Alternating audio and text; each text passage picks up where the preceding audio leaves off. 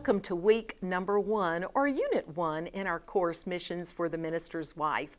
This week we're going to be focusing on the nature of missions, because truly as we begin our study of missions, we need to kind of start with a foundation. And all of us come to our class with different backgrounds. I pray that some of you, like me, grew up in Christian homes and have had opportunities, even as children, to be involved in missions. Missions, praying for missionaries, giving to missions, going and serving on mission fields. And if you've not had that opportunity, I do pray the Lord will give it to you, if not this semester, as we're praying about missions sometimes in the future. But as we think about missions, many times we think missions is just about missionaries. But we know that God gave the Great Commission through His Son, Jesus Christ, to all of us, and that all of us are to go into all the world and to teach the gospel and to train and disciple others in their faith.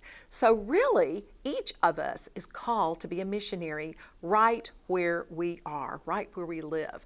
And so this week we're going to be looking at the nature of missions, not just the tasks of missions, but what it's all about. And probably the scripture that is the best beginning for a discussion about the nature of missions is Acts 1:8, that reminds us that we are to be witnesses. We are to be Christ-like examples of our faith, as well as spokespeople of our faith wherever we go, in Jerusalem, in Judea, in Samaria, and even to the uttermost parts of the world.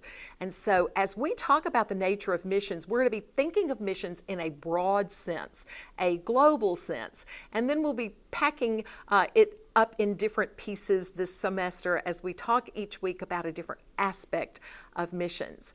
One of the things I encourage you to do as we get started in this course about missions is to think about your own church. How missional is the church that you're a member of?